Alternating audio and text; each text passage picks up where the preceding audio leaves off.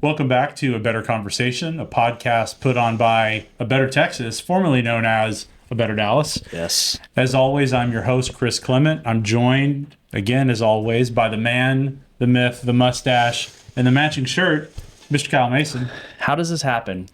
This is 2 weeks in a row. For those of you more, clothes hounds at home that are watching our fashion sense. Yep.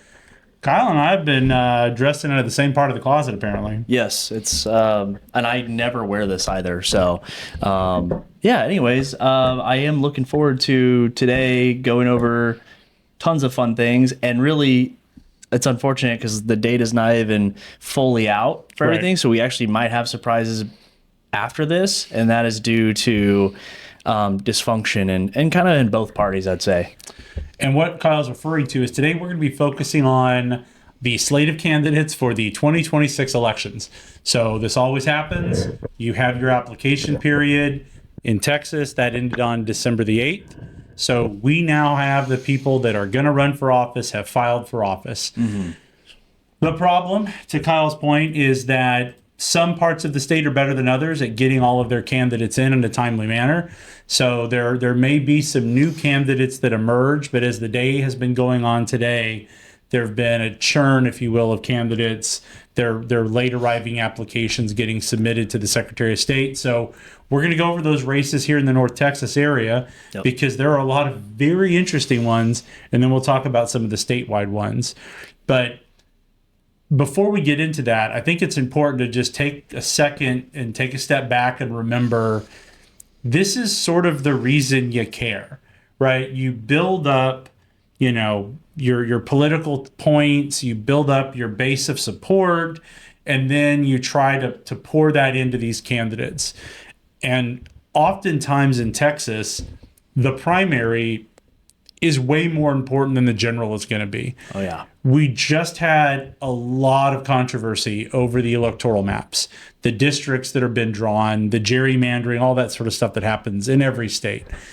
Well, here's where the rubber meets the road on some of that is a lot of these districts are drawn to where one party or the other has a strong advantage in the general election. Mm-hmm. So I'm going to use, for example, we'll just say, we'll compare two districts. We'll say Congressional District 30 in Dallas and now Congressional District 32. Yep. So Congressional District 30, South Dallas County, it has brought you Jasmine Crockett, although she's leaving that now.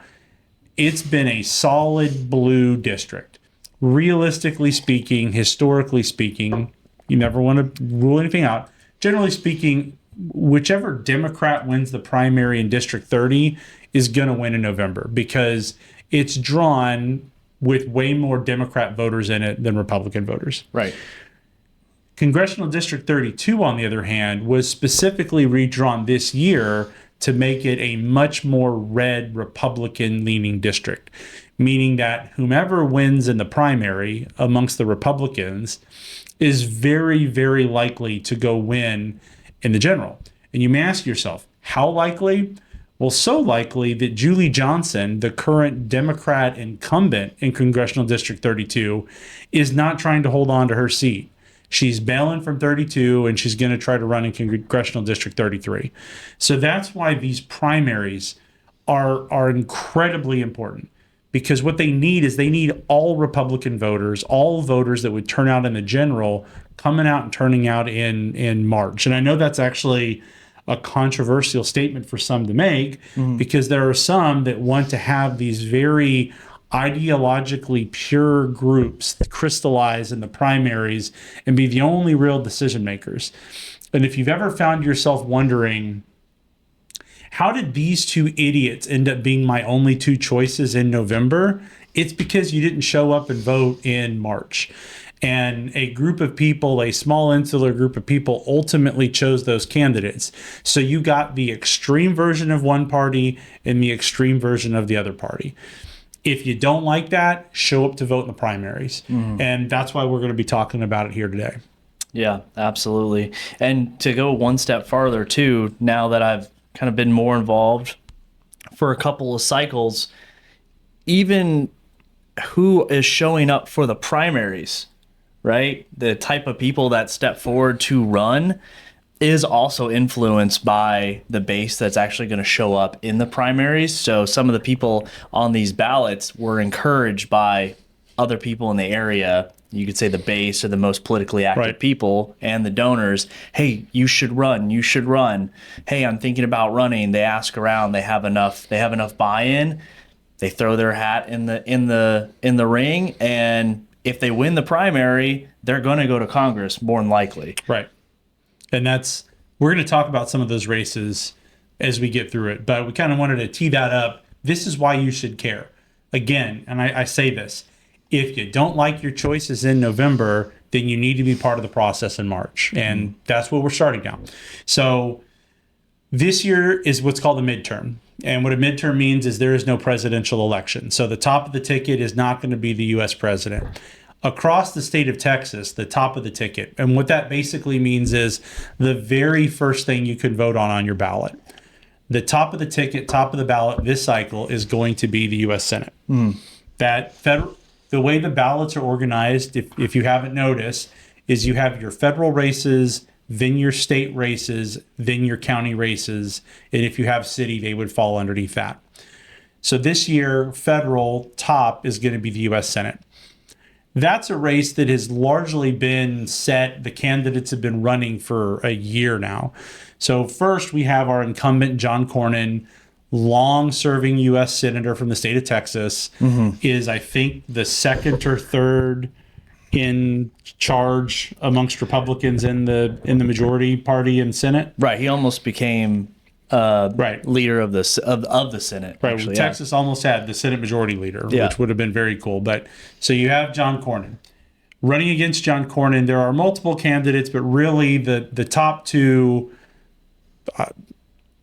most likely to actually be a challenge candidates are current Attorney General Ken Paxton and then Congressman Wesley Hunt.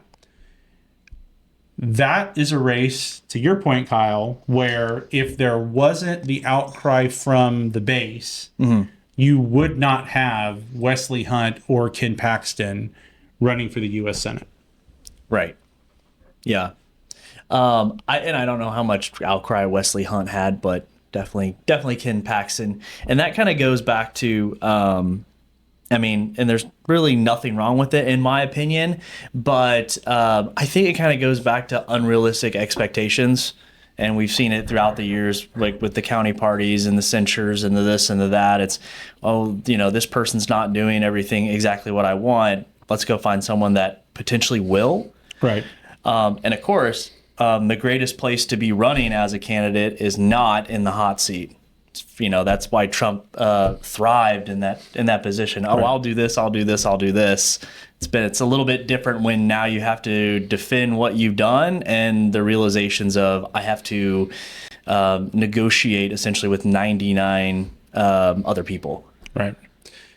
And one thing I'm going to say before we get into this, so A Better Texas, we don't endorse in contested Republican primaries. We're going to try to give you the straight truth, the straight facts as best we can about each of the candidates throughout this entire process. We want you as the voters to be the ones to make up your mind. There are a lot of factors to consider. Like we said, when you look at John Cornyn, Ken Paxton, Wesley Hunt, they're all Republican. They have, I think Wesley Hunt and John Cornyn are largely in the same lane. Ken Paxton is in more of the far right lane of the Republican Party. They each have their own flavor, right? Yeah. So, for example, I think where Wesley Hunt is, look, there is a big outcry to get younger in government. That these 70-plus-year-old, senators and congressmen, 80-year-old, all that sort of stuff. It's getting bad. There needs to be a changing of the guard. Personally, I think that's where Wesley Hunt comes in. He's an interesting guy. He campaigns well. When he's on podcasts and stuff like that, he does a good job. He can passionately advocate. I think him and John Cornyn, from a ideological standpoint, at least my perspective, is that they're largely in the same vein. Wesley Hunt's just a younger candidate. So I think that's where some of his base of support will be. Sure. Yeah. You know, I haven't followed Wesley Hunt that much just because it's kind of like it's already, I mean, honestly, with 3 is kind of a crowded field for a Texas U.S. Senate race, especially with an incumbent, especially someone like John Cornyn. He's already up on Capitol Hill. He's going to get a lot of money. He's going to have a lot of connections and a lot of really good endorsements. Right. So, you know, Wesley Hunt, I don't know kind of what the angle is there. Probably national recognition or of some type, maybe. Who really knows? But it just seemed like a really crowded field. Like you said, Ken Paxton is kind of already working the far right base, I guess, if you want to say, more of the MAGA base, if you will. He's kind of taking that lane in its entirety. And so Cornyn and Wesley are kind of not running to the left, but if this was a 3-lane highway, they would definitely be to the left of Ken Paxton. So, yeah, we'll see how far this all goes. I think the most important thing, or the thing that I hope happens the most, is that we don't just drag this thing out and it's like goes to contested runoffs and we just go all the way and not giving our candidates enough time to, one, recover, let their teams recover, rebuild the coffers, and then have a solid run right in November. So a couple things. I don't know if I would say that Ken Paxton has 100% of MAGA. Oh, I wouldn't say that. I wouldn't say 100%. No. John Cornyn is very in line with Trump. As a matter of fact, I think that's part of the reason you haven't seen Trump make an endorsement in this race. Because I'll remind everybody, 2024, when we had, 2020, when Abbott was being primaried by a whole slew of people, Donald Trump endorsed Abbott really early on in that process. Yeah.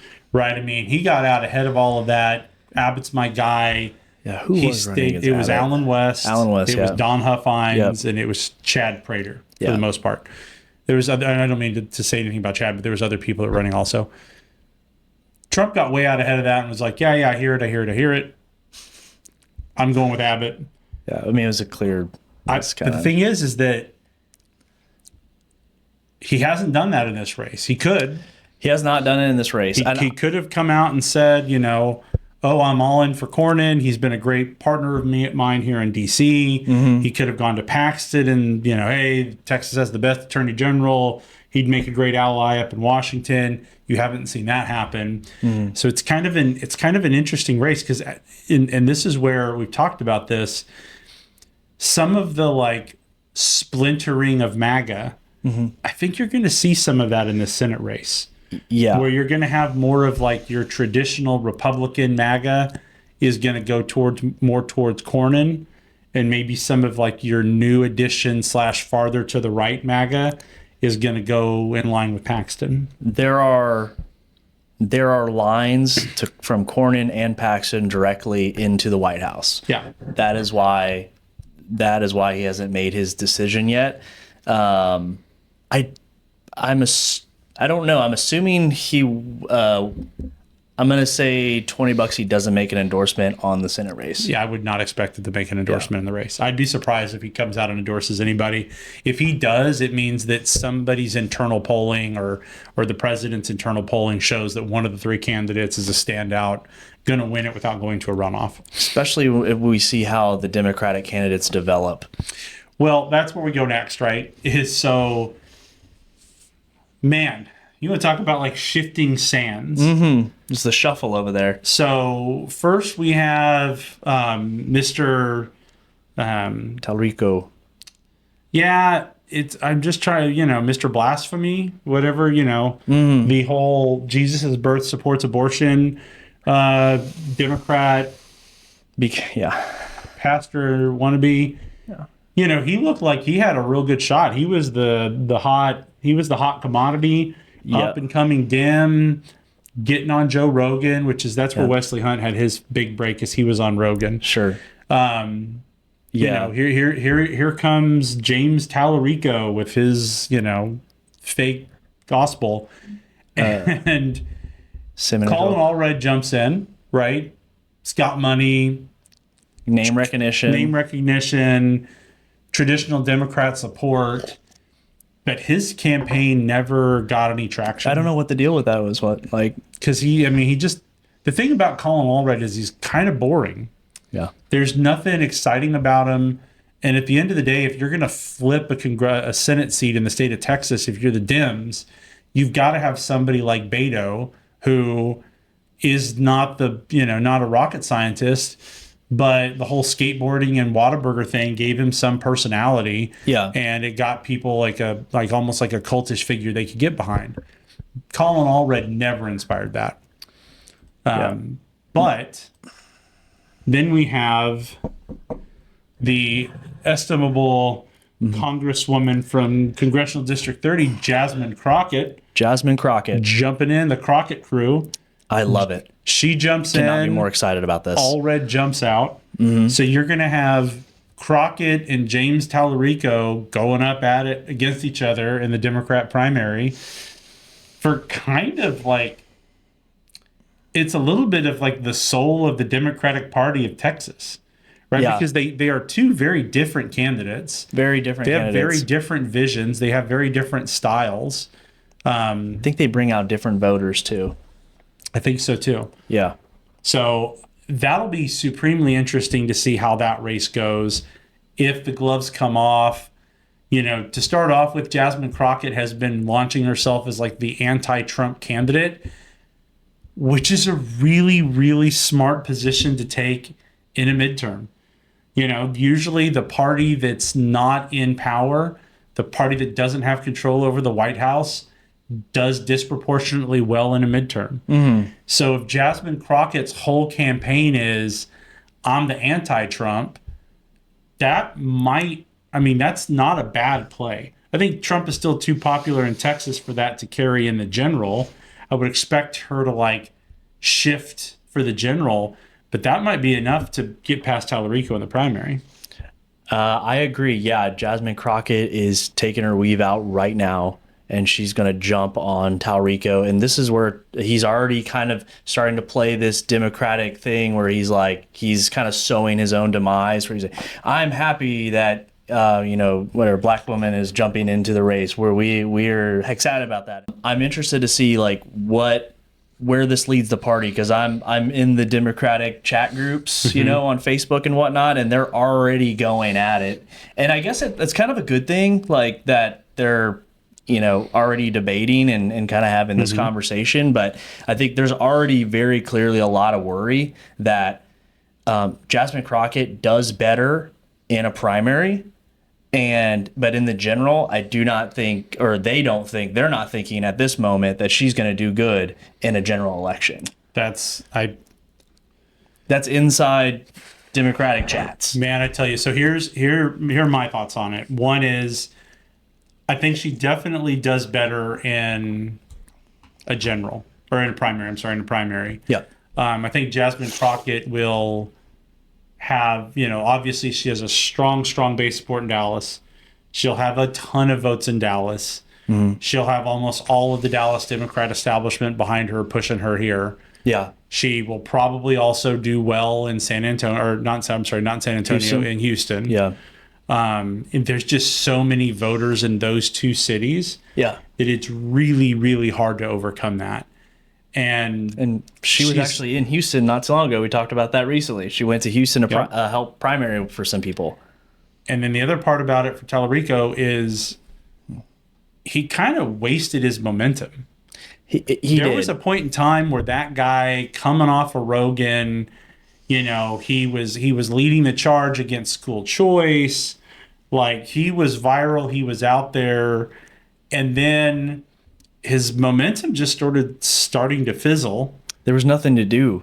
And then now with Crockett stepping into it, she is taking all of the media attention. Now, this goes back to the issues with campaigning and watching how campaigns work. You can have a candidate that has a ton of pop when they announce, and then their campaign just totally falls apart because they don't have a professional campaign staff to be able to carry them through. What I will say about Jasmine Crockett She is, I think, either the second or third highest grossing congressional fundraiser right now. So she's raising millions and millions of dollars.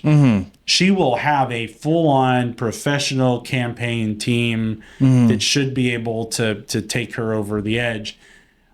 The thing I don't know is that I don't know if the fake South Dallas affect that she puts on is going to work in other parts of the state. I think it's going to go great with. I think it's going to go great with the black vote, which obviously is a huge voting demographic in the Democratic primary. I want to say Talarico kind of takes everything else. It's odd though. I mean, because James, I don't know. This is it's a black woman against a white man essentially. Who doesn't have a ton of charisma. He is very well spoken, right? He is very well spoken. So I don't know. I kind of want Crockett to win this thing. So that's where we get to the general, right? And a lot of this, from the Republican standpoint, this determines like, well, who's going to do what in the general? Yeah, because at least in my opinion, the strongest Republican general candidate is Cornyn. Cornyn regularly just destroys voter, like in the general. This is why the Democrats, up to this point, this is me looking at it. The Democrats have never seriously challenged Cornyn because he always smokes his opponents in the general. I mean, I was used this as a piece of trivia for the longest time, from like 2016 up until I think 2024, during all of those elections in Collin County, very red county, Paxton's home county, John Cornyn had the highest general election turnout because he gets the Republican vote and then he gets a lot of the moderate vote. He even gets some Democrats that are like, yeah, I guess he's fine. Yeah. You know, he's not somebody that's going to drive me nuts in being on there. He always does very well in the general. Paxton doesn't usually do as well in the general. His strength is the primary. Yeah. And so I think the Democrats are looking at it and saying, well, there's blood in the water with Cornyn, and there's a chance he might lose in the primary. And if it's our candidate against Paxton in the general, we're going to be able to flood the press with all these negative stories about Paxton, the infidelity, the criminal charges, the cases that have been brought against him. We're going to just be able to flood with the media relitigate with all of that. this negativity, right? All of this stuff about Paxton, and we'll either have James or Jasmine on the other side, which are some of our better candidates in Texas to be able to run. Yeah, I think that's the play the Democrats have. I mean, that's definitely what they're hoping. If I was a Democratic strategist, I would definitely be hoping that Paxton picks up. Tough. Like there's and now they're all of a sudden doing flash polls. So if like it's like 12 seconds in, there's a flash poll of like Crockett versus Cornyn. But Crockett is on record saying that you can't beat Cornyn. She's already. I don't think that Talarico or Crockett could beat Cornyn in the general. Yeah, I agree with that. What do I know? I get paid $0.00 to do politics. Not my job. But there's a lot of the momentum and the vitriol that Crockett and Talarico would have running against Paxton. That's just not there with Cornyn. Yeah, it's not there. It's the same reason. I mean, the reason that Cornyn is strong in the general is the same reason that he doesn't make the base happy in the primary. Sort of the fun double-edged sword of politics. But can't talk about Senate the whole time. That is top of the ticket. I'm going to run through a few statewide elections before we get to the congressional races. Yep. And so first one, governor, lieutenant governor, both of those are going to be on the ballot. You'll see those in March and in November. we're not going to really talk about them. There are lots of people that are running in those races. There is no serious contender to the governor or the lieutenant governor. Yeah. We're Abbott and Patrick are going to hold on to their Republican candidacies for governor and lieutenant governor. So, you're going to see a lot of people run in. You're going to see a lot of names out there. To be perfectly honest, there's a few core questions you have to ask yourself. One is, can this person raise money? Because unless you're somebody like a Donald Trump who comes into a race with huge name recognition, a candidate has to spend a lot of money just having voters know that they exist. You talk about you have the press, you have the media. Well, let's be realistic. How much press is going to be devoted to the lieutenant governor race in Texas? Yeah, not Some, really too much, yeah. But not a ton, right? So you've got to have a candidate that has the money to spend to do this stuff. So when you're looking at how much money these candidates are fundraising, if you see somebody that doesn't raise much money, they just don't have the money to win a race. And it sucks. It's terrible to sit there and say that when it comes to, American politics, that if you can't fundraise a bunch of money, you really don't have a chance to win. But it's like any other product and service. You can sit in your garage and you can construct the perfect chair, the best chair that anybody has ever sat in. If you don't have the money to mass produce it, and if you don't have the money to market it, you just have a nice chair in your house that nobody knows about. Mm-hmm. Same thing with candidates. You might be the purest heart with the best ideas and all of that. If you don't have the ability to get yourself out there to the masses, you really don't have a chance to win a race. So you have no chance. Moving on from governor to lieutenant governor, a couple of statewide races three statewide races that are actually interesting. At least they're interesting to nerds that care about politics. The first one is the attorney general race. So obviously, Paxton seeking the Senate, so we have to backfill the attorney general. There are I think there are more, but there are four main candidates for this race. Yep. One of them is sort of a very well known in Texas, Mays Middleton, state senator, really, really well respected down in Austin, has a big war chest, very formidable statewide opponent or statewide candidate. You also have Aaron, and I think it's pronounced Ritz. So he is sort of the Paxton fill-in candidate, for a lack of a better way to put it. The Paxton folks are going to be supporting Aaron. He's very well respected, attorney, all of that sort of thing. That's another strong candidate. You've got Joan Hoffman, who's running in it, and I think it's Hoffman or Huffman, and I'm terrible about that. She's another really strong candidate, strong history of service, very well liked legislature, all of that sort of thing. And then you also have, and this is kind of like the controversial-ish character, is Chip Roy. Yeah. Chip Roy, congressman, also very well known, big name recognition across the state. It's four really strong candidates. Yes. Yeah, definitely four really strong candidates. Probably the best, maybe one of the best races we'll have seen here in a while. Absolutely, 100%. As far as quality. And yes, they have Chip Roy especially has the good name recognition inside Texas and out. Right. But it seems like all of them are very qualified to do the job, and all of them have a very long resume of that as well. So that will be interesting. I'm actually curious of how any one of these people are going to really try to stand out. And I'm assuming that one's going to go to a runoff.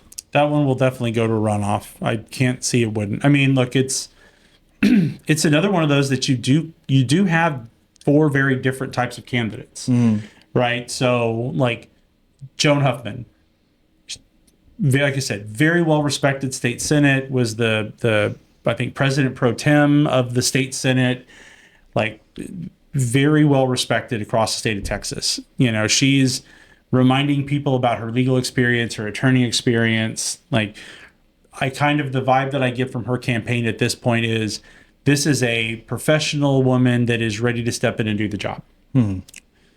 You've got, Aaron Reaves. His race is, and I'm sorry if I'm messing the names up. I'll get him right at some point. He steps in, again, he is the heir apparent to Paxton. His campaign is, if you like what you've seen from Ken Paxton, you're going to like Aaron.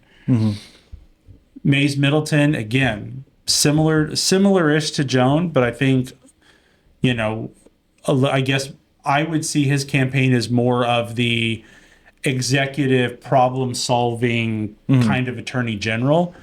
And again, very well respected, statewide recognition, all of that sort of stuff.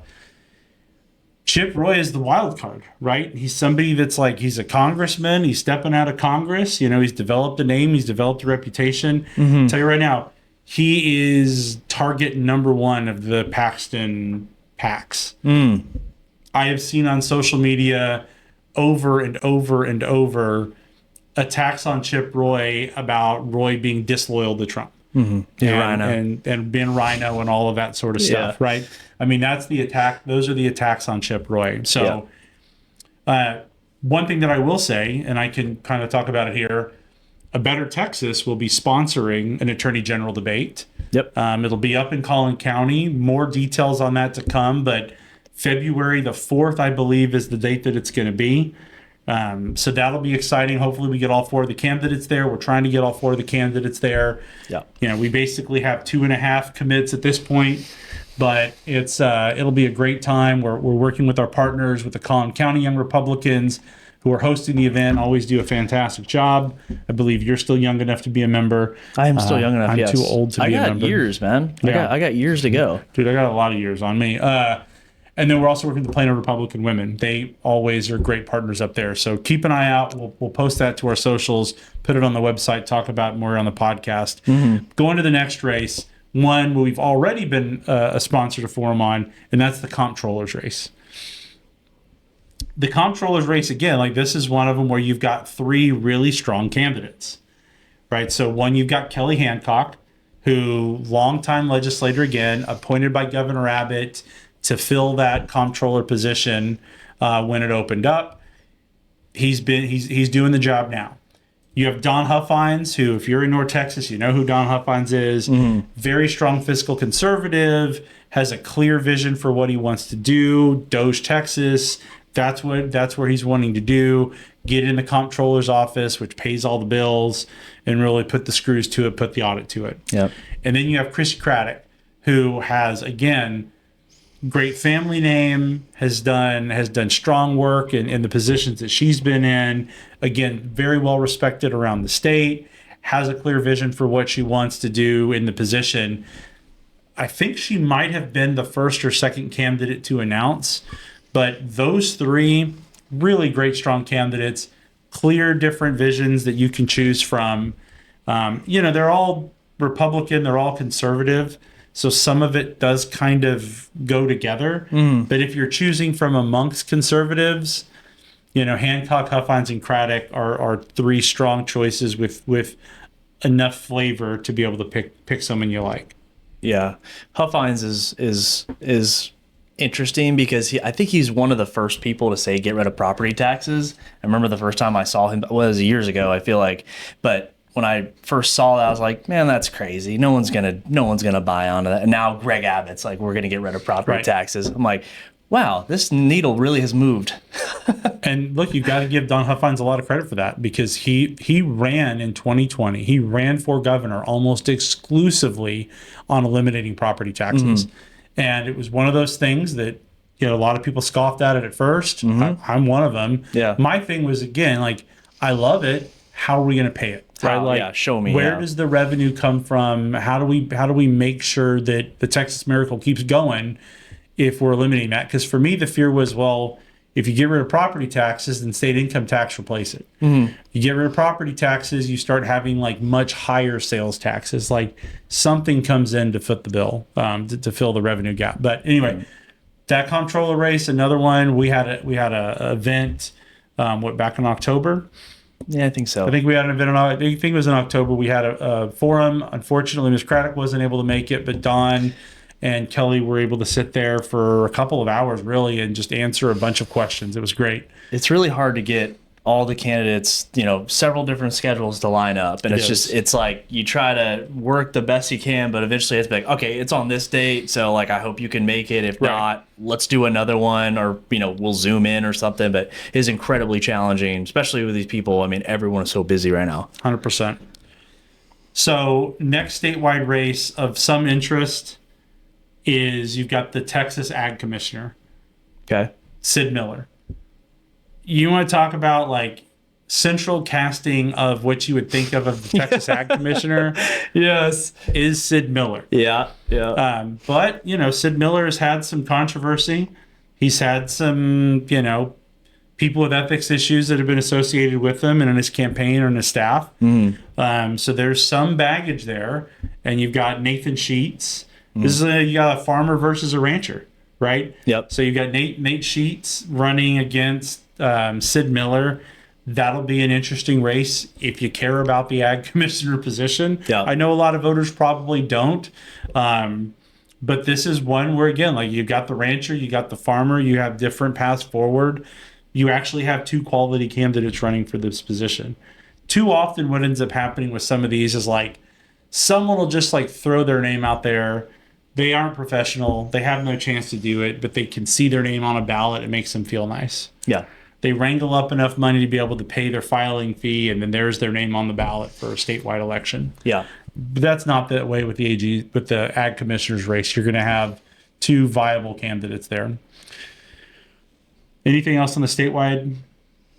No, I mean, the list goes on and on. It does. But at some point, you just have to, you can't follow it all. And if there's something that's very specific to you and you're like, oh, I'm all about that because that's what industry I'm in or something like that, that's cool. But, for this purposes, I'm good. Yeah. Well, there's like railroad commission, and we'll talk about some of the judicial races as we get further down the line. But I think for me, just real quick, on like the more down ballot of those different positions is about the endorsements. It's kind of like, okay, I don't really know you or kind of like really what your position does, let's say in depth, but I'm like, but if this person that I like is endorsing you, I mean, at the end of the day, I feel like, that's enough for me, as far as walking into the primary ballot booth and being like, who am I going to vote for? And that's the power of it. Again, a better Texas. That's why I've said we don't endorse. Yep. But it is. Everyone wants my endorsement. They're dying. I'm not even running for office. I don't want your endorsement. But you're 100% right. You do get sort of that mid ballot where people are like, I don't even know what this position does, but I know my favorite X, Y, and Z said to vote for this, or the club that I'm in is endorsing this candidate, or tree pack, real estate people, or whatever. Want to talk about Congress now. Fun. So Congress in North Texas, it's either very interesting or it's sort of anticlimactic. Yeah. I want to talk about, I think, with two of the more interesting, well, I guess three of the more interesting races. Mm-hmm. Interesting race number one is Congressional District 30. Okay. Historically, very, very blue. Yep. Up until 5 minutes ago, I think everybody assumed that Jasmine Crockett was just going to hold on to her seat. So you didn't have a lot of like big Democrats lining up for that position. That's not the case anymore. Right. With Jasmine Crockett gone and her not returning in 30, you're going to see some interesting stuff there on the Dem side. You're going to see some new names in the mix. On the Republican side, you've got a couple of decently well-known candidates that have been working on this for a while. I mean, Sheldon Daniels has been campaigning for this seat for a year now. Mm-hmm. And then you've got Everett Jackson, who ran unsuccessfully for the DeSoto City Council and is now putting his hat into the ring in 30. Good. Both black men, both out there with sort of a message to the black community of bringing conservative values and saying, these are our values. Like the Republican values are the black community's values. There's a home for us in the Republican Party. Both of them will be carrying that message. It's gotten to be an interesting race. Well, now that it's kind of an open seat, it is going to be interesting. Yeah, and those guys, I mean, their message really, I mean, they should be going after the older black community. You know, there was a time and place where, you know, demographics and statistics were very similar between whites and blacks, right? And that's definitely diverged over the years, but yeah, I would agree too, that that could end up being a very interesting race. Now, yeah, earlier I totally got these backwards, and that's why, because 30 is still South. 30 is South Dallas. Correct. Is all South Dallas. So that's actually, yeah, that's why I thought Allred, because his last district was 32. And it wasn't South Dallas, but it kind of looped. It looped around a little bit. Right. It was the old 32, which was drawn to be very blue. Okay, so let's just talk about this real quick. Then why would Colin Allred, not to jump ahead, run in 33 rather than 30? It's an open seat, rather than run to 33, which is technically an open seat, but really it's an incumbent. I mean, you know, don't get too hung up on the seat number, but like, she's an incumbent Democratic Congresswoman from Dallas. Right. Like, why do that? I honestly don't know. So sorry, it just makes so much sense to me. That's why I got that mixed up. Well, same thing for Julie Johnson and Colin Allred. Yeah. It's just like, well, I mean, if the incumbent in 30 is gone, I mean, look, so let's talk about it. So they're running in 33. Now, 33 for the longest time has been Mark Veasey, another Democrat. And 33 used to run from Tarrant County all the way to Dallas County. It was this weird snaking district that went through the mid-cities in Dallas and Tarrant counties. If memory serves, it has now been drawn to be far more on the Dallas side of things than the Tarrant side of things. Sort of a give up of hey, this is more of a blue district now. Yeah. Although VC easily has held that seat for a long time because it was always drawn to be a blue district. And this skips ahead a little bit. Mark VC announced that he was not going to be seeking re-election. He was going to be running for county judge in Tarrant County. And that is a blockbuster political move in North Texas, because he could have probably fairly easily held on to his seat. Right. If he wanted it back, he probably could have scared off Julie or Collin from running against him. Maybe. But him running for the Tarrant County judge position means that the Democrats legitimately see Tarrant as a purple county. Right. Yeah. They do not see Tarrant County, no matter what the talking heads in Tarrant County want to say. They do not see Tarrant County as this major red wall type of county. Right. They see it as entirely gettable. Yep. Which things could be said about leadership in Tarrant County about why we got that way, but that's a big move. It's a big move for VC to say, I'm running for county judge. It's a signal for sure. Why give up? I mean, a congressional seat. I mean, that's a very powerful position in the United States of America, and to give it up to be, hey, I'm going to go be a county judge in Tarrant County, a red county.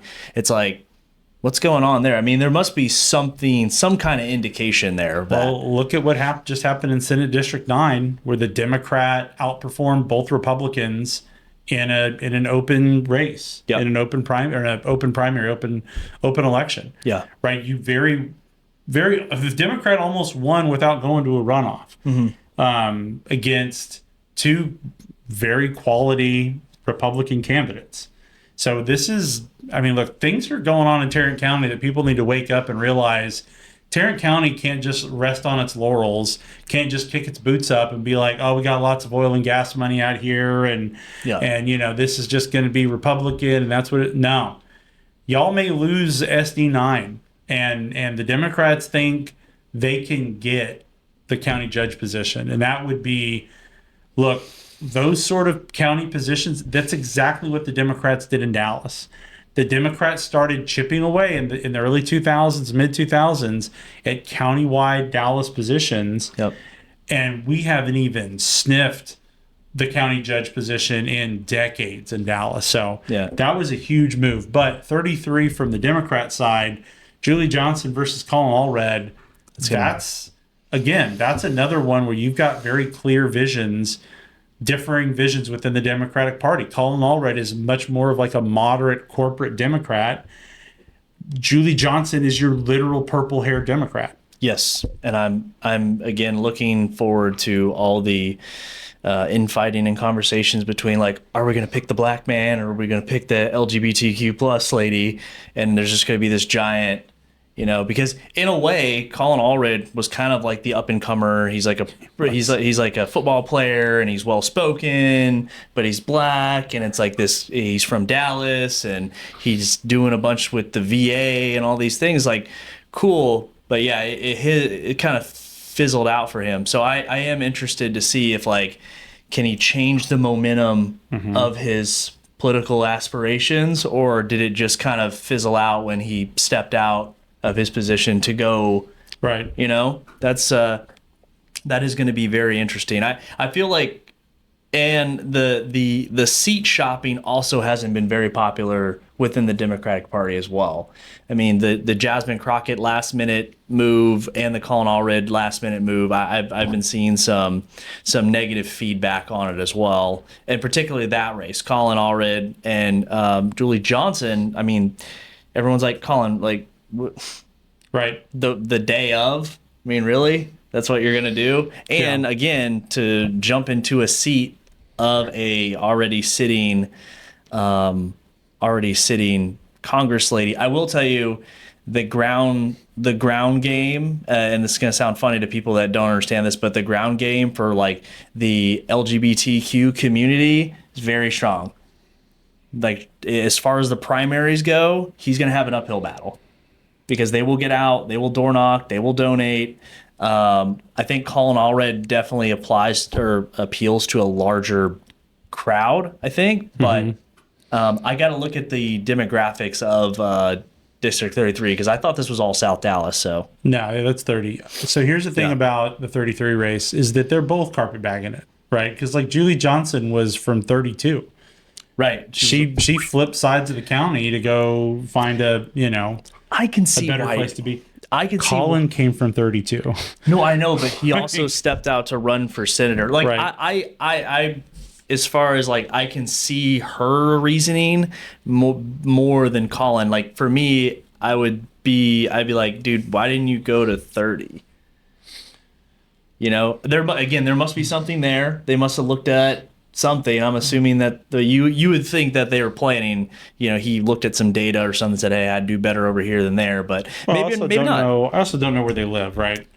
I mean, it might be a district that's more contiguous to where Colin actually lives. Yeah. So anyway, very well could be. Yeah. So we've got that fun in on the Democrat side. The Republican side, Congressional District 32.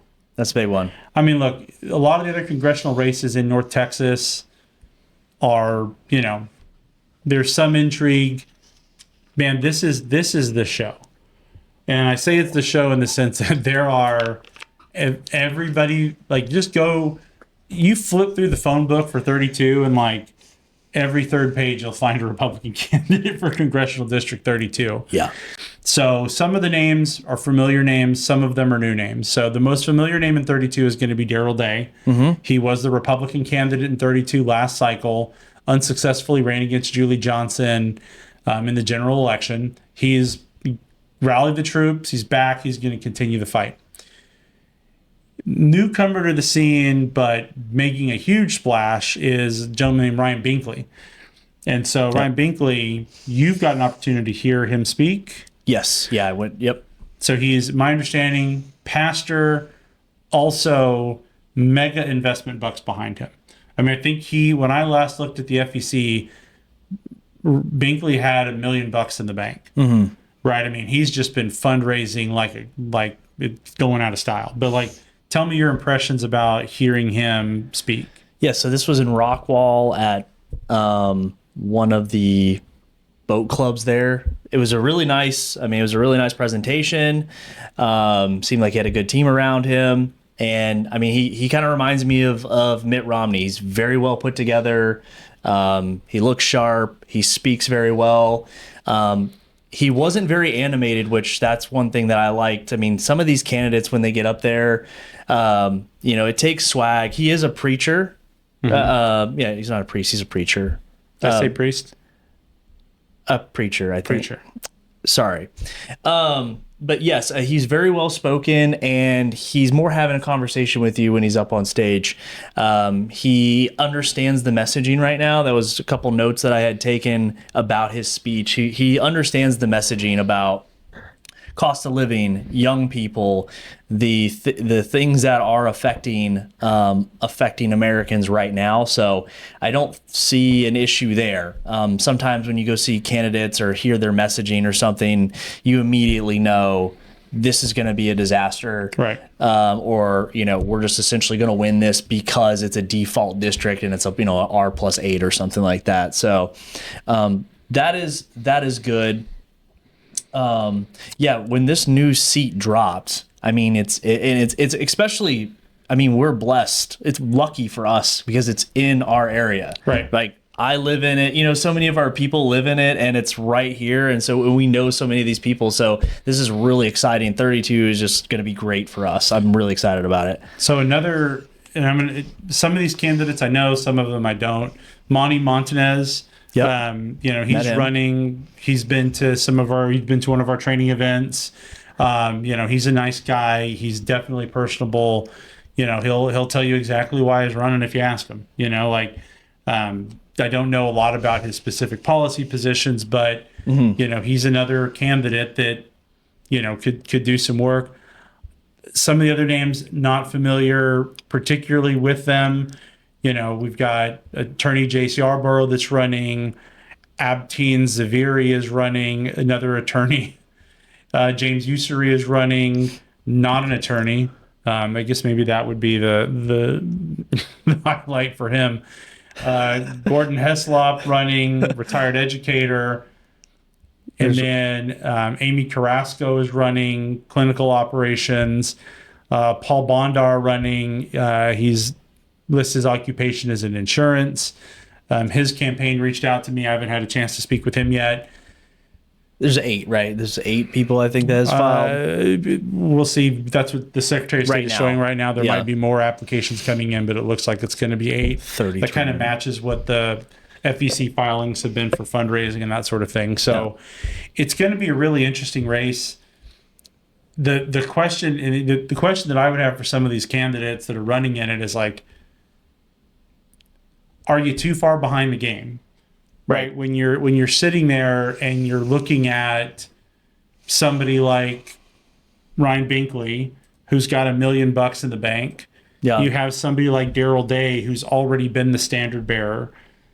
If you're one of the other 6 candidates, what is it that you're going to be able to do to get your name in front of enough voters so that you're able to make an impact in the election? Right. Because it's nice that your name is there, but again, it goes back to the point earlier. If you don't have the resources, you don't have the connections, you look at somebody new to the scene like Brandon Gill. Well, Brandon Gill is Dinesh D'Souza's son-in-law. Right. He came into the game with a Trump endorsement, and that's a very tough thing to overcome. It's huge. He may not have had to spend millions of dollars on his race. He probably could have if he wanted to, but he already had that coming into the game. Very tough for the rest of his opponents to overcome. What are you going to do to overcome Binkley's millions and Darrell's, all current name recognition? Right. Yeah. Yeah. That is a tough one. I mean, I guess you can probably look up tons of upsets and people that, the old story of like, you put your boots on and then you get all the way to Washington or whatever. And you do see those things happen every once in a while. But yeah, you're 100% right. And one thing I think that kind of goes to, and maybe is my personal opinion, but goes to the character of people and like about the party and how long do you want to do this. The last thing I'm want to see, or I'm most worried about, is a long drawn out primary season, and then we go to this really long runoff, and then everyone just ruins everyone's reputation. I have no problem with great debates and arguing and things like that, but it's like, if you're so far behind, and it's like a 4-way runoff. I mean, I guess a runoff can go to how many ways? Two ways. You always have two. Yeah, if they don't reach. Right. Yeah, if nobody gets to 50% plus one, then you go to a runoff, and the top 2 vote getters go to the runoff. Yeah. One runoff that was kind of dragging out a little bit, and I guess this goes against my point to stick in there, was Keith Self.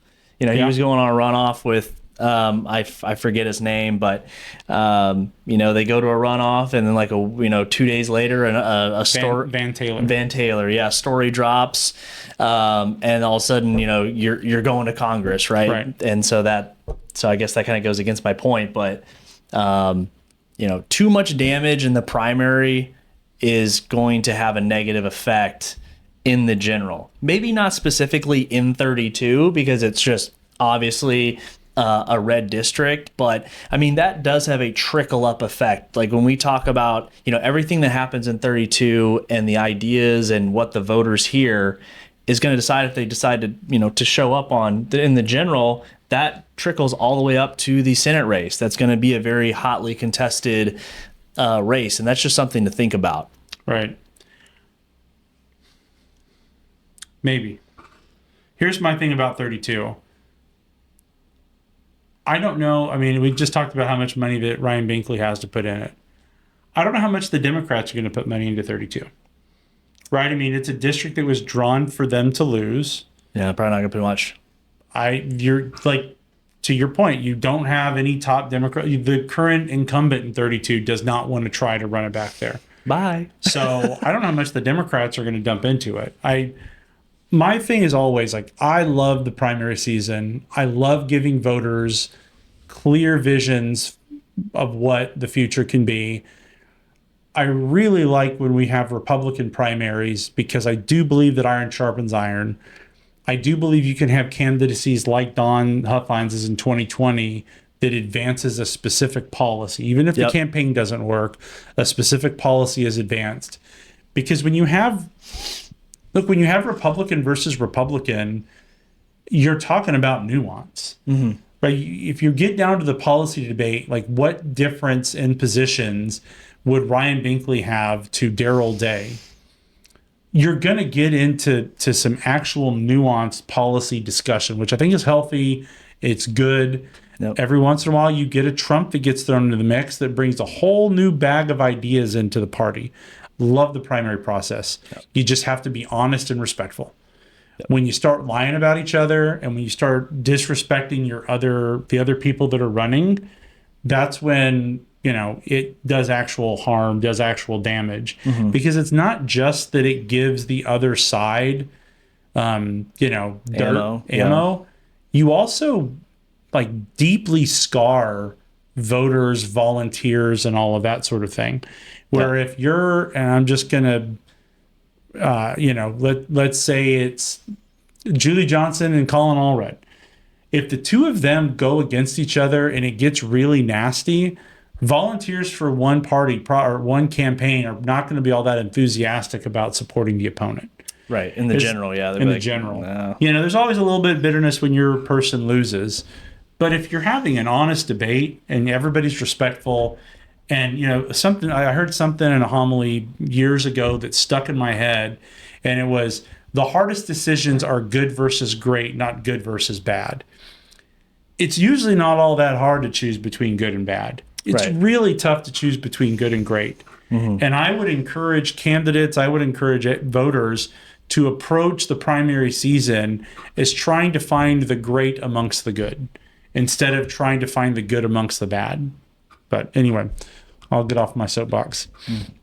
Very moving. Did you have any? It's not moving at all. Did you have any other CD32 thoughts? Nope.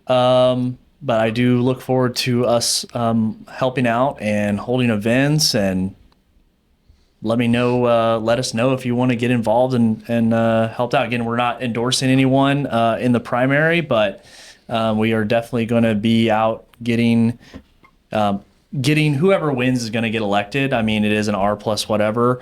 But again, these votes, we need to get out everyone that we can because it trickles up, right? And that would be a huge upset. I mean, it wasn't but a couple years ago where it was 1 o'clock in the morning and then we finally found out Ted Cruz is going to take this thing. Right. Right. I mean, that it was a point and a half or something like that. And it's like, so the idea that, oh, that's not going to happen in Texas, like you see I kind of get it more like from the older pundits, like, haha, that's never going to happen.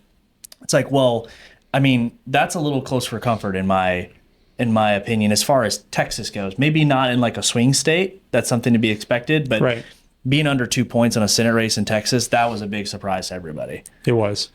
I remember that very nervously. And that was also the night that like a lot of things swept out in Dallas County too.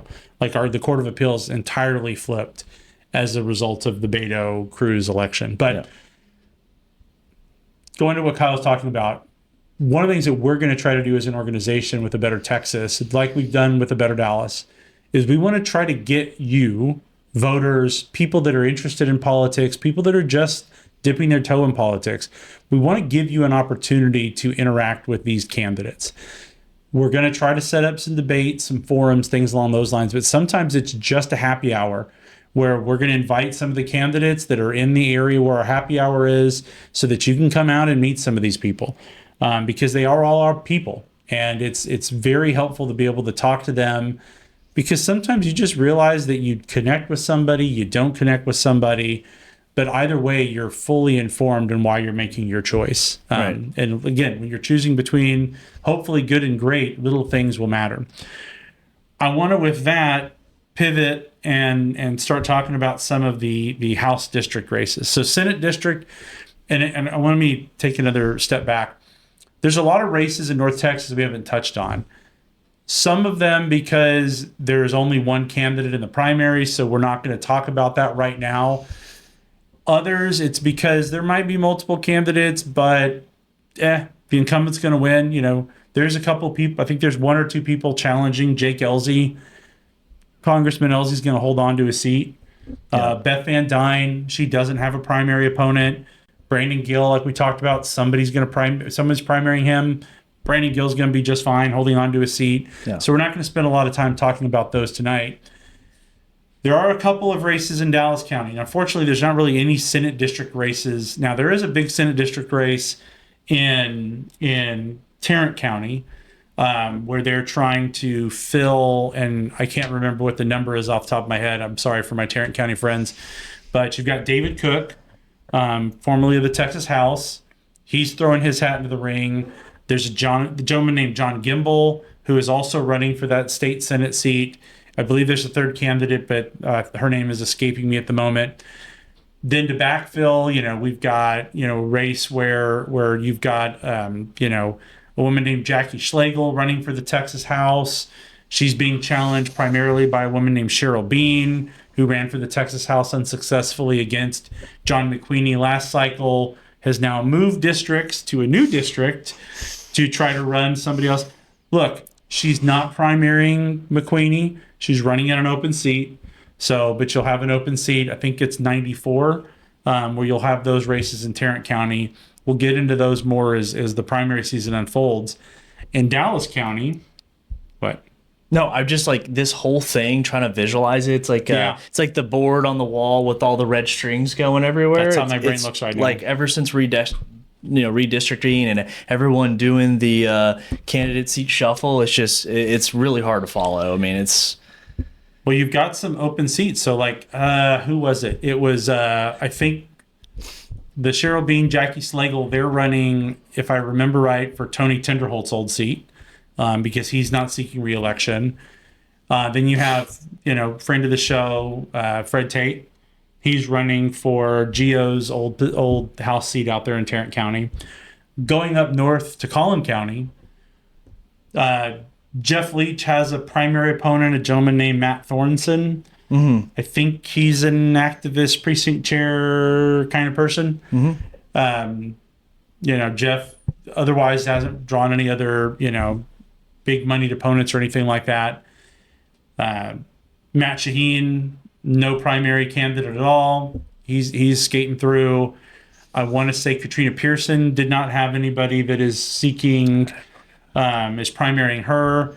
You are going to get to see a rematch between Carissa Richardson and Frederick Frazier. He was the rep, got displaced by Carissa. Now he's back to run against her. So you'll get a rematch in that one. So you'll have two good candidates, two clear visions to choose from there up in Collin County.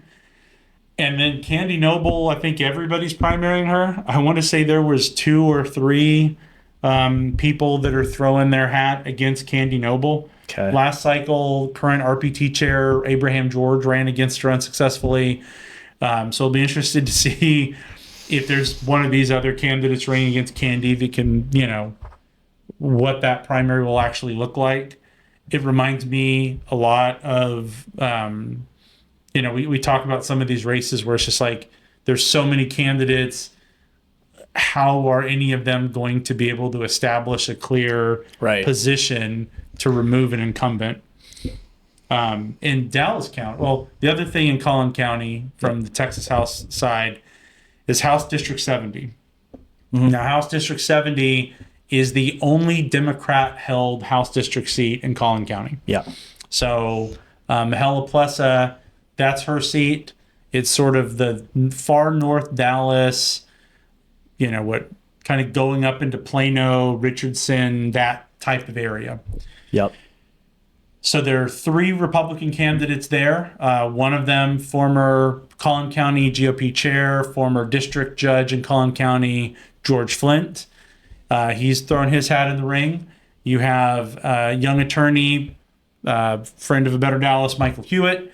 He's running in there. And then there's a new, I believe his name is Jack Calloway. He's a young man. I think he's moved back into Collin County after finishing law school. He's going to be running. So you've got 3 candidates in HD 70. That's actually my current House district. So that's something that as a voter I'll get to wrestle with between those 3 candidates. You really get to. I was just looking up at the. So it got redistricted a little bit, but it did not. Oh, it says that. So it redistricted between during the last census, they redistricted, but it was not part of the 2025 redistricting efforts. Okay. That was only Congress. Yeah. So this is, it's not really that far apart as far as Republican and Democrat. So that's one of those seats. It was Kennard, Steve Kennard ran, and it was 52-47. It's one really good candidate on a really well-ran campaign. That's a pickup, for Texas. That's it for Republican Party. It's a tough race. It's another one that it's going to come down to fundraising, because the thing about Mahela that I've found being up there is she's done a good job of moderating herself in her district. Right? So she is not a Jasmine Crockett type of Democrat. She was one of the Democrats that fled the Capitol in 23 or whatever it was when they had the bathroom bill. She was on the flight with the beers and all that sort of stuff. So she definitely has lots of warts. I'm not going to sit there and say I'm supporting her. Certainly want one of the 3 gentlemen running in 70 as a Republican to displace her, but there's not vitriol against her, right? You don't have an outraged community that is desperate to get rid of Mahela. She's not doing things to run off moderates or moderate Democrats. It's going to take some money to get that seat. So that's a really important thing for the gentleman that running in that, is to try to figure out, hey, who can fundraise, who's really going to be able to take it to her in the general. With the right messaging for that particular district. So Dallas County, their friend of the show, Stephen Stanley, who's been on that, he's running in 113. friend of a better Dallas, Bonnie Abity is running in 102. You know, we've Tim Donahue. I'm going to remember his name. Another friend of the group. He's running in 114. All of them are unopposed, so they're going to be the Republican candidates. There are two big fights in Dallas County. One is House District 108, which is incumbent Morgan Meyer, and the other is going to be House District 112, incumbent Angie Chinbutton. As we all recall, they were the ones that the Dallas County Republican Party tried so hard for so long to censure. Yep. Unsuccessfully, ultimately. And so they're on the ballot. So for Morgan, his primary opponent, who's been on the show, Sanjay Narayan, Dallas attorney, young guy, smart guy. That'll be one where, look, Sanjay has some very specific policy issues that he has with Morgan. That'll be one that should be a battle of ideas, right? Mm-hmm. I mean, if you want a primary where you're going to have the challenger saying, hey, these are the specific issues that I have, I would expect that's what's going to happen with Sanjay on the race with Morgan. But Morgan understands his district. Yeah. Morgan has been one of the only Republicans to hang on over the last decade. As all the different Republican House reps lost in Dallas County, Morgan's been the one that's been able to hold on to it. And we talked about it earlier, he had some really good wins in the legislature this session. So those two candidates are strong candidates for voters in 108 to be able to consider. Yeah, no, that'd be good. And we had Sanjay on, and yeah, they definitely do have different personalities, different ideas. Yeah, so if you're in that district, tune in, hear what they have to say. I mean, that is interesting. And with Morgan, I mean, him essentially having to win his district and then fight, Dallas County Republican Party. I mean, all the censures and everything, and then still go and perform. It's like, man, and then to rerun, I don't know. It's. It's like some days you got to wake up and just be like, why? Right. It's a tough job. It's a tough job. But I mean, look, it'll be, like I said, when I say that I love primaries, when you have battles of ideas and they choose the difference between good and great, that's what voters in 108 are going to have. Right? I mean, they're going to have two very intelligent, very competent men running for that position. They're going to have the opportunity to learn about where they differ on their ideas.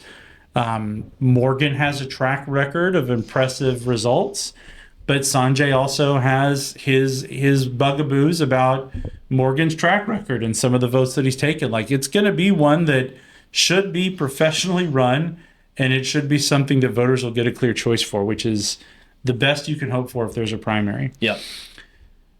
On the other side of not really the other side of the county, but 112, I believe at this point there are 3 primary opponents for Angie Chinbutton.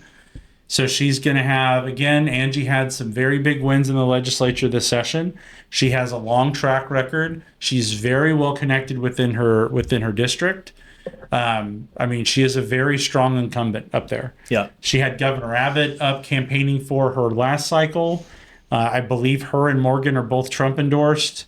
I believe they're both going to be, if not already, Abbott endorsed.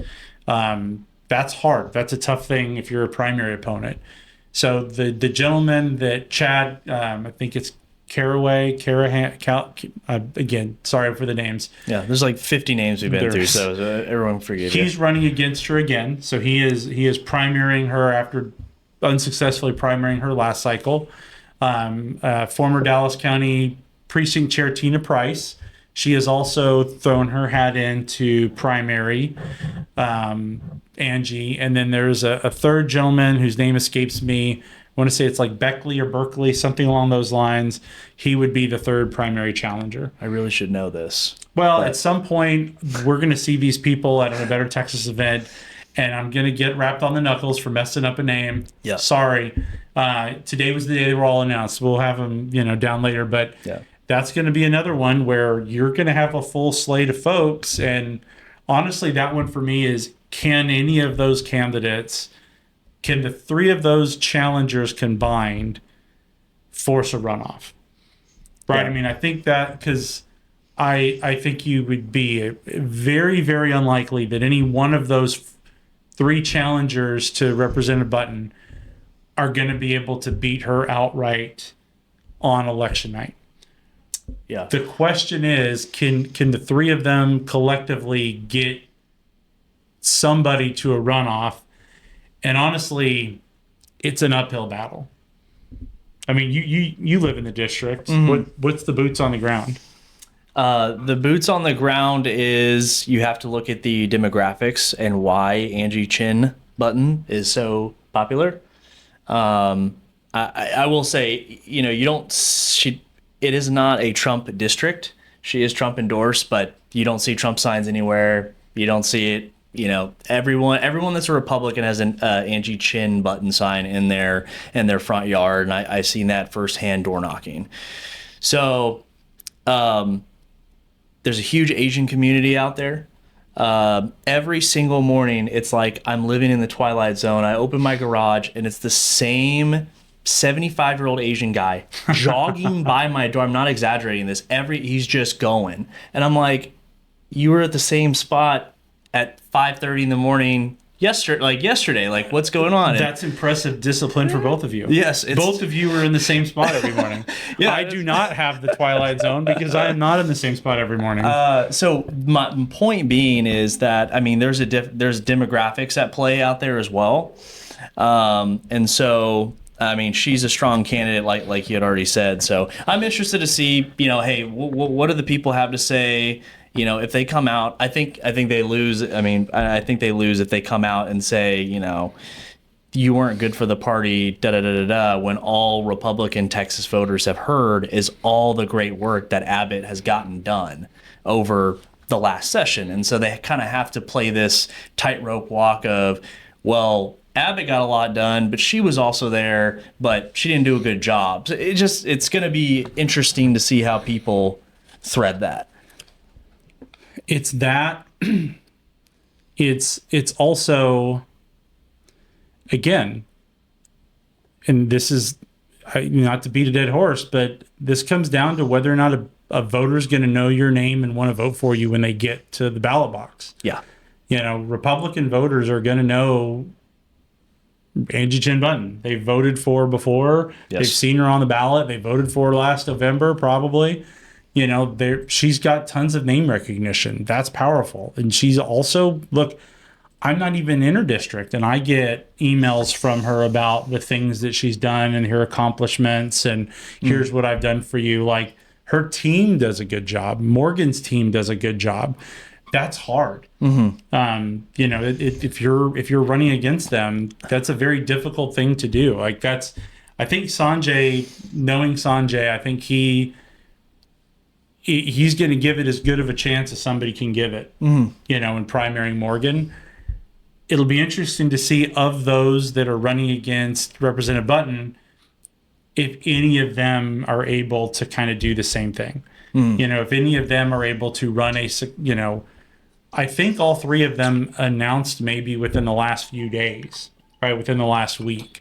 The hard thing about that, if you're running, if you don't already have your team and you don't already have your war chest, it is really super hard at Christmas time, Hanukkah, New Year's, to sit there and be able to raise a bunch of money and then have a team hit the ground running to get your name out there. Because, again, that's the name of the game. If you're running for the Texas House in the primary, you're going to need, tens, 100,000 people. Yeah, you should have started 6 months ago, really. That's hard. Yeah. Right? Taking nothing away of any of the candidates or them running for the right reasons or being virtuous people. It's just the mechanics of running for office. I mean, we had candidates on last cycle talk about what it's like, running for office.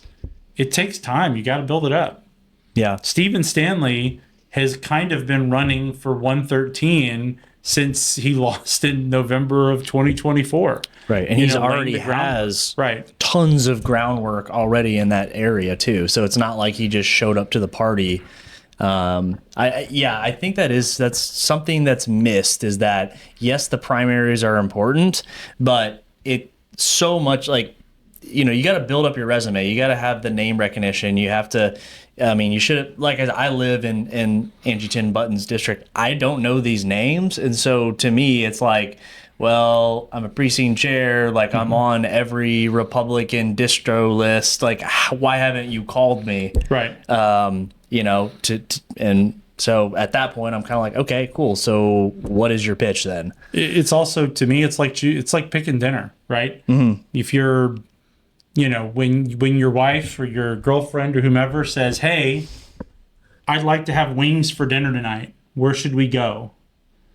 Right? I would say you probably, you could get online and you could search wings within 2 miles. Mm-hmm.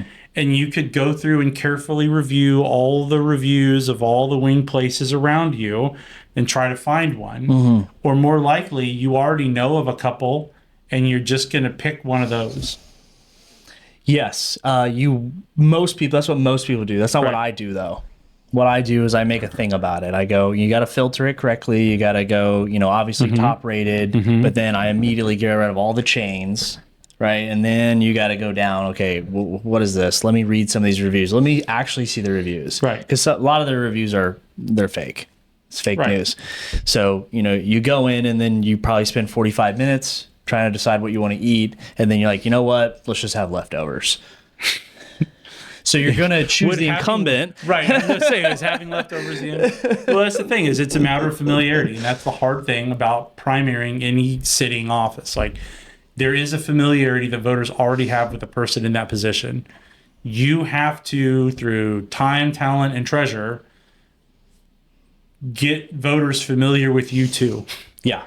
Or make them, because it's not enough even just to attack the other person. Like, you can attack the other person all you want, but if they don't know that you're the other option, mm-hmm. They may just not vote at all on that race. That's an option people have at the ballot box. So when we talk about candidates late to the game, unable to fundraise, all that sort of stuff, it's because of that. If you're late to the game, time is not on your side, which means you either have to be mega talented or have mega treasure. And if you're mega talented, you should be able to turn that into mega treasure, because that's what it's going to take for voters to know that you exist. Mm-hmm. If you have a year and you're block walking for 6 months prior to the primaries, you might be able to knock on enough doors for people to actually know who your name is. Yeah, but that's your time crazy. Over talent and treasure. But anyway, yeah. A few more races I want to hit on. Cool. There's actually a lot more races that I want to hit on, but Kyle told me that I had to discipline myself, like him and his 65-year-old Asian jogger. Yeah. So, few races that we've got. One really. So we have a county commissioner's race in Collin County. Mm-hmm. We already talked. Well, first of all, county judge race there is a county judge opponent, I think, for Chris Hill in Collin County. With all due respect for that person, Chris Hill's going to hold on to the spot, right? Tarrant County, Tim O'Hare, Mark Veasey, next November, that's going to be a battle. Mm-hmm. That's going to be a real challenge. And part of the reason that it's going to be a real challenge is because there are so many other open seats in Tarrant County that money has to be spent on and attention has to go to. Good point. Because when we go to November of 2026 and you're in Tarrant County, you're going to have definitely the Senate race is going to be huge and hotly contested. Yes. You're going to have, prospectively, depending upon how it turns out, you might have local Kelly Hancock on the ballot for the comptroller race. Yep. We'll see what the AG race looks like. I doubt the Dems will be able to have a serious opponent for the AG race. But you're going to have a lot of other open seats in Tarrant County that you're going to have to be defending ground on.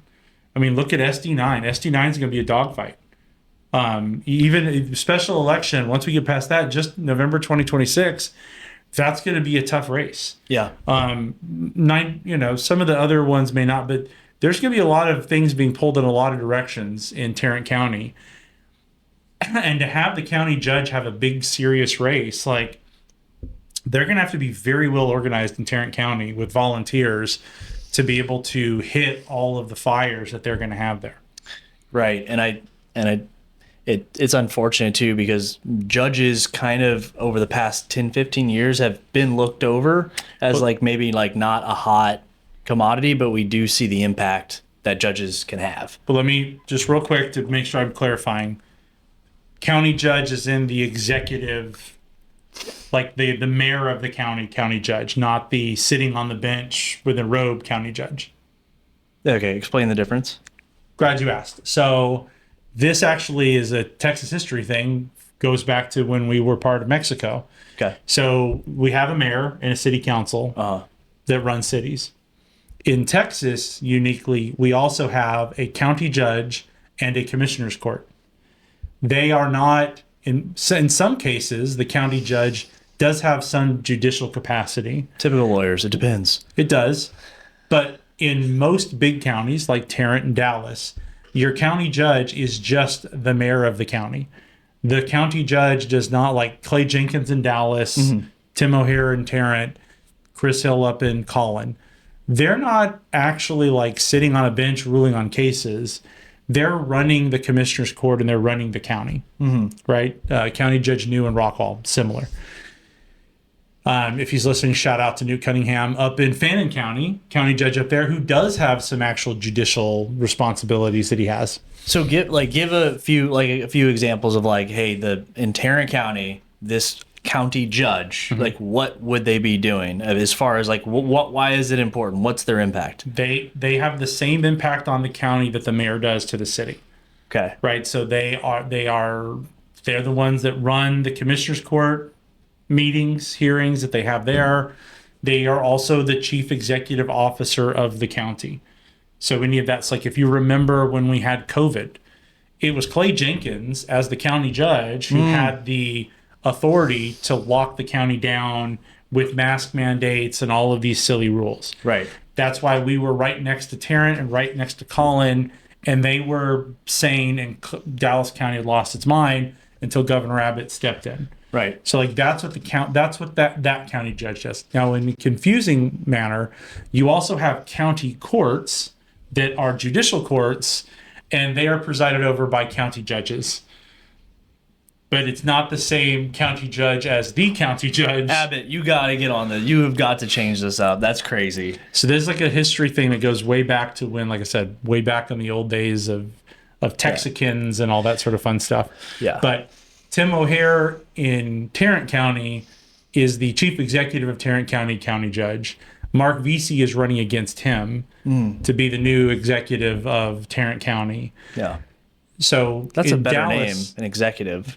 Right. Yeah. In Dallas, the last time we had a hotly contested was when Lauren Davis went up against Clay Jenkins in the 2022 election cycle. Okay, I remember that one. Right. So that's what you're generally dealing with. And that was the last big challenge we had here in Dallas. I don't even know if we have a county judge candidate in Dallas. I'm not saying we don't. I just haven't looked at that race. It hasn't caught the same headlines as Veasey going up against Tim O'Hare. Right. But that's a huge race in Tarrant. And like I said, the reason it's so big is because it's going to take resources to fend off somebody like Mark Veasey, which takes resources away from other parts of Tarrant County. So that's something that the GOP out there is really going to have to organize. Oh, by the way, Beau French is no longer the county chair out there because he is running for the Railroad Commission. A new gentleman named Tim Davis, I believe Tim Davis, is the new chair out in Tarrant County. Here's a story when we talk about Republicans doing things the right way.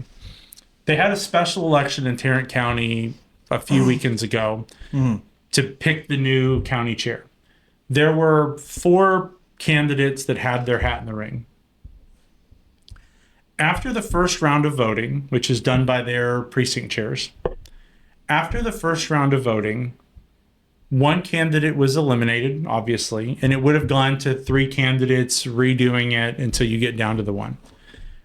But after the first round of voting, all but one of the candidates stepped down and said, hey, look, after the first round of voting, it's clear who is likely going to win, and we're fine with this person. We think that they'll do a good job. So we're going to put our support behind them and not go through several rounds of voting. Right. So they withdrew their names, supported Tim Davis, and he is now the county chair out there. Oh. Love to see that sensible type of thing happen. Very clean. Very clean. So maybe Tim Davis can get the troops rallied to be able to fight all the fronts that they're going to have in Tarrant. Collin County Commissioner Precinct 4, open seat, retiring commissioner, former guest of the podcast, Shelby Williams, is running for that position. Also a gentleman named Woody Huffines, no relation, I think, no relation to the Huffines family. He told me no relation, so okay. I'm assuming no relation to the Huffines family in Dallas is his primary opponent. Again, I think that's another example where you've got two good options, two clear different visions of what they want Tarrant County to look like. They can both talk it to you. Collin. Collin County, thank you. Yeah. When we co-sponsored a pickleball event, both Shelby and Woody were there. Got the chance to talk to both of them. Both kind of set their clear. This is what we would want. I mean, Shelby talked sort of in depth about Plano. I guess we haven't had a chance to talk to him about Collin. I will say Shelby Williams will be on the podcast next week. Yep. To talk about DART, because he's kind of leading the charge of reformatting / getting rid of in certain counties the DART system. But yeah, that's another one, right? That's another one where you've got a choice between good and great. Depending upon what your flavor is a voter, you've got those two candidates to choose for up there in Collin County.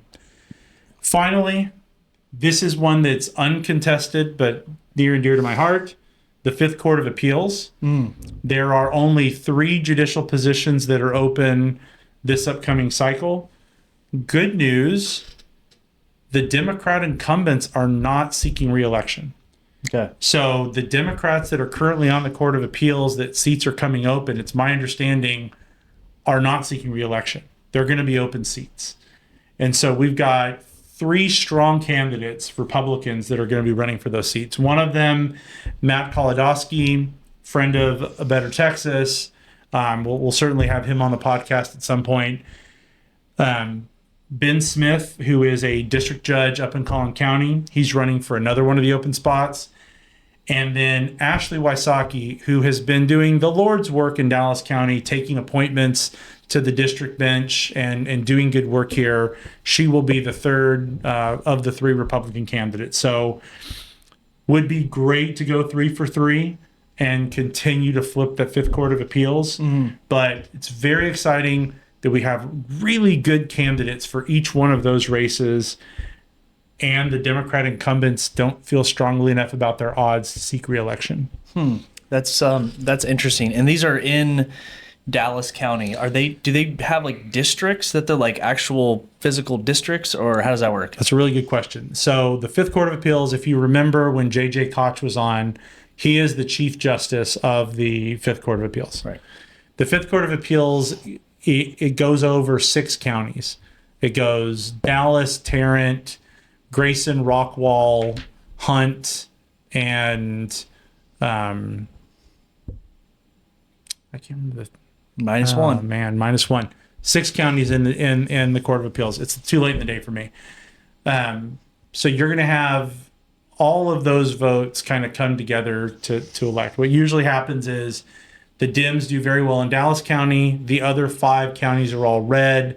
If we get enough Republicans running, voting in those other counties, and we keep it tight enough in Dallas, then, this is how those judges win. Gotcha. They have different places because there's different judicial seats, but each one of those county or court of appeals judges covers the entirety of the 6 counties. So they're all polling votes from the same area. Correct.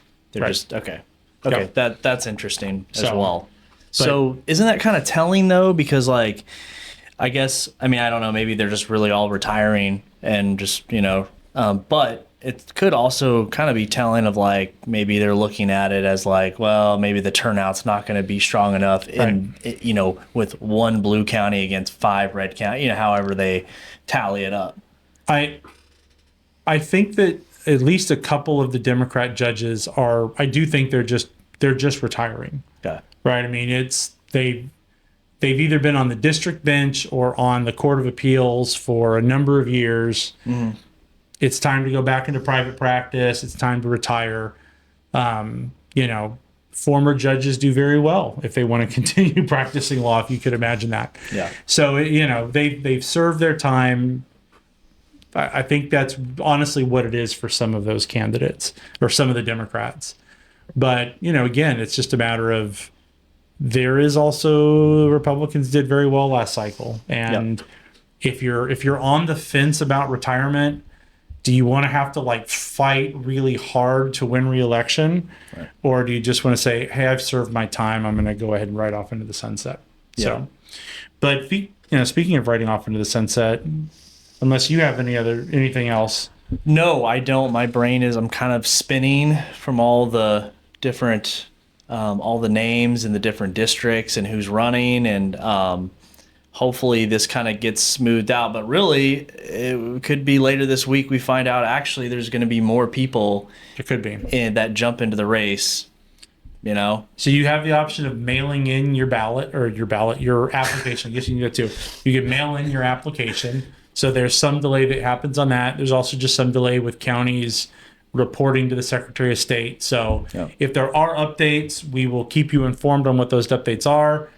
Obviously, we'll be talking about these races in more detail over the next few months as we get closer to the primary. It'd be great if we had a green screen where we could have put graphics. Oh, don't worry. Oh, you're on it? I've already been visualizing what I'm going to do. Producer Kyle, he's got it. But one thing we want to hear from you about, which of these races are you most interested in? Are there candidates that we didn't talk about that you'd like to hear us?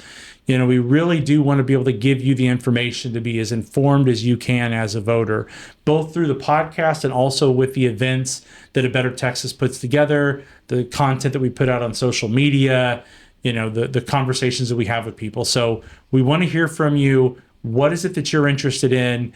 Leave a comment on YouTube. Send us, go to our website, abetterdallas.com. It'll soon be abettertx.com. We have a contact us button. Let us know your thoughts on there. If there's certain things that you want us to address, certain candidates that you want us to talk to. We value that because we want to give you the information so that you can be as best informed as possible once we get to March 4th, first Tuesday of March. That would be it. Because the big thing, we didn't really talk about this. We'll kind of end with it. The Supreme Court got rid of, finally, we talked about on the last podcast that Justice Alito had temporarily stayed the injunction that the lower courts put on the Texas congressional map. The rest of the Supreme Court weighed in and said, yep, you're right. Texas is likely to proceed or succeed in the merits on a trial. The injunction goes away. The 2025 congressional maps now adopted, now can be used, which also means we don't have a delay in the primary. So first Tuesday will be primary day with early voting before that. Any final nuggets? That's it, man. I'm looking forward to exciting races. I'm looking forward to seeing what's going to happen on the Democratic side and seeing kind of how this all plays out and making sure that we're taking notes from things that we did right, things that we did wrong. And again, this is the prime time for you to get involved on campaigns, or just, you don't even have to, we're going to be involved with a bunch of different campaigns and parties, but we're not even endorsing anybody. But if you just want to help out and, get your feet wet, this is the best time to do it. 100%. And the other part of it is, we want this to be a government of the people, for the people, and by the people. The way you do that is to be involved in campaigns. It's too late for you to run now. Find somebody you identify with. Go help them. I mean, that's the thing. Again, I said this earlier. If you find yourself in November dissatisfied with your options, then get off your rear in February and March and help elect the people that you'd like to see in November. Sometimes you win, sometimes you lose, but you're part of the process. You help move things along. And again, one thing we talked about before, and I'll just reiterate it again, look at Don Huffines' campaign for governor. Did not get close to Governor Abbott, with all due respect to Mr. Huffines. Right. But the amount of focus he put in that primary about property taxes changed the conversation for Republicans in the state of Texas. That's the sort of thing that you can do. Those are, those are the candidates, if you want to, that you can support to even have that impact. So go be part of the process. Go find somebody that you can support. Follow us on Instagram. Follow us on Facebook. Sign up for our notices on our website. We will let you know where these candidates are, how you can be involved with them, because we're trying to build that big volunteer base for November 2026 so that we don't have to suffer a midterm retreat. We can be charging ahead in the midterm. So for Kyle, for myself, for the rest of the folks at A Better Texas, thank you for joining us with A Better Conversation. We look forward to seeing you next time. And if you don't hear from us again, have a happy holiday season.